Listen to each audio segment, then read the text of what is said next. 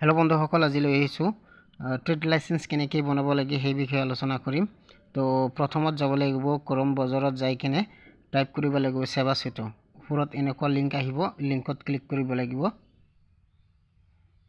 লিংকত ক্লিক কৰাৰ লগে লগে এনেকুৱা পেজ আহিব। পেজ অহাৰ লগে লগে সাৰ্চ কৰিব লাগিব ট্ৰেড লাইসেন্স। ট্ৰেড লাইসেন্স লিখাৰ লগে লগে দ্বিতীয় অপশনত ট্ৰেড লাইসেন্স অপশন আহিব, তাতে এবাৰ ক্লিক কৰিব লাগিব। মই ক্লিক কৰি দিছো। এতিয়া ওপৰত এপ্লাই অপশন আছে, তাতে ক্লিক কৰিব লাগিব। ওপৰত এপ্লাই অপশনত ক্লিক কৰিব লাগিব এবাৰ।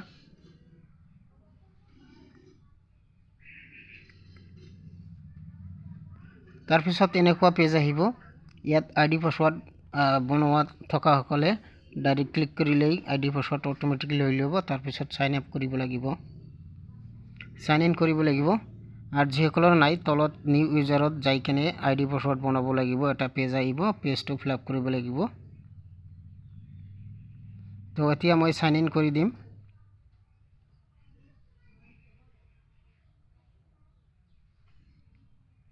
মই সাইন ইন কৰি দিছো।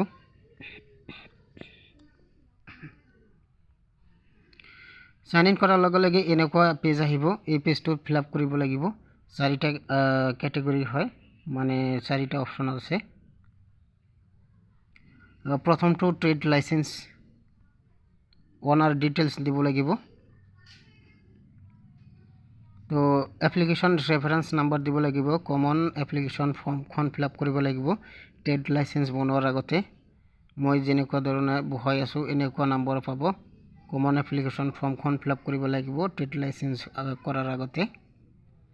তো মই এটাৰ পিছত এটা ফৰ্মখন ফিল আপ কৰি যাম, একেবাৰে সিম্পল হয়। মই কমন এপ্লিকেশন নাম্বাৰটো বহাই দিছো। তাৰ পিছত মোবাইল নম্বৰ দিব লাগিব। তাৰ পিছত UBIN নম্বৰ দিব লাগিব। এপ্লিকেন্ট নেম দিব লাগিব। তাৰ পিছত জেন্ডাৰ দিব লাগিব, ফাদাৰ নাম দিব লাগিব, ইমেইল আইডি দিব লাগিব। একেবাৰে সিম্পল ফৰ্ম হয়। এইখন ফৰ্ম ফিল আপ কৰিব লাগিব।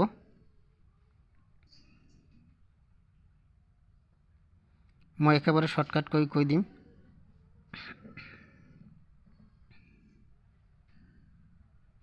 মেল সিলেক্ট কৰিব লাগিব। তাৰ তলত আছে পাৰ্মানেন্ট এড্ৰেস। এই পাৰ্মানেন্ট এড্ৰেসটো ভালদৰে বহাব লাগিব।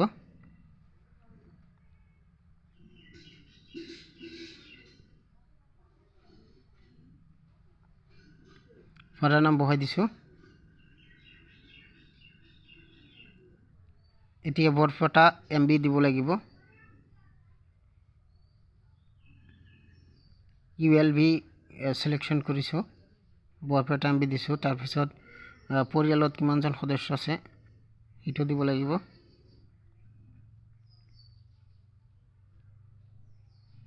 মোৰ ওপৰৰ কাম হৈ গ'ল। এতিয়া পার্মানেন্ট এড্রেস দিব লাগিব।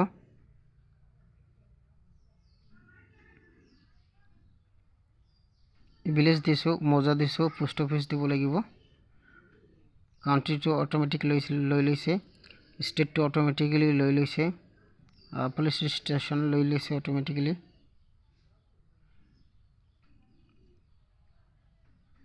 পিনকোড লৈ লৈছে অটোমেটিক্যালি। ওয়ার্ড নম্বৰ দিব লাগিব আৰু ডিস্ট্ৰিক্ট নম্বৰ দিব লাগিব, ডিস্ট্ৰিক্ট নেম দিব লাগিব।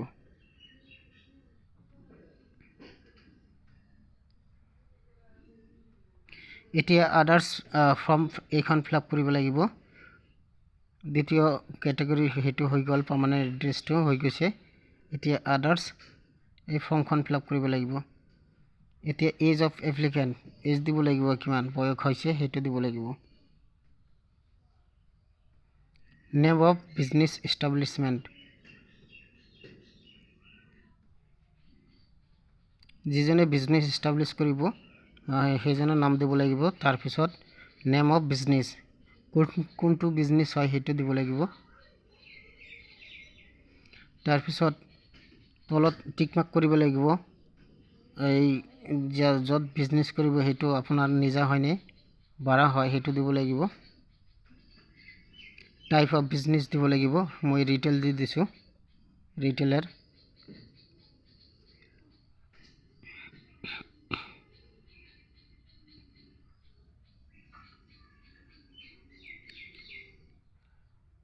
নেম অফ অনাৰ দিব লাগিব।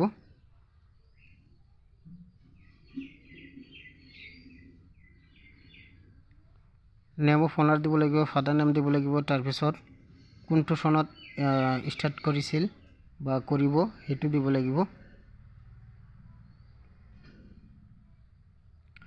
একেবাৰে তলত নেম অফ দ্য ৰোড, য'ত বিজনেছ কৰে সেই ৰোডৰ নাম দিব লাগিব, কোনটো এৰিয়া পৰে।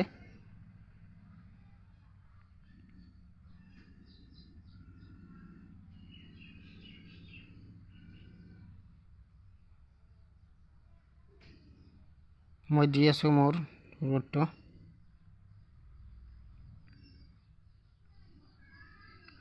নিয়াৰ তেদাৰা মছজিদ। এতিয়া ফিজখন দিব লাগিব। ট্ৰেড লাইচেন্সটো বনাই আছে, কোনটো ট্ৰেড লাইচেন্স বনাইছে সেইটো চিলেক্ট কৰিব লাগিব। মই গ্ৰচাৰী শ্বপ বনাম, সেইকাৰণে ওপৰত চিলেক্ট কৰিব লাগিব গ্ৰচাৰী।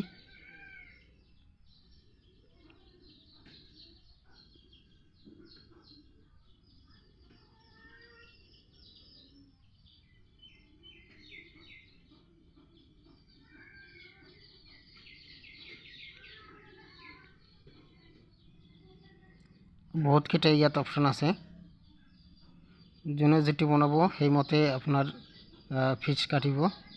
এই ওপৰত লিখা আছে গ্ৰচাৰী। গ্ৰচাৰী দিয়াৰ পিছত জেনেৰেট ট্ৰেড লাইচেন্স ইয়াত ক্লিক কৰিব লাগিব এটা।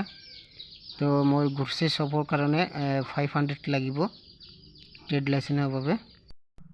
এতিয়া তলফালে আহিব লাগিব, তলফালে অহাৰ লগে লগে কেপচাখন তলত বহাব লাগিব, তাৰপিছত ছাবমিটত ক্লিক কৰিব লাগিব।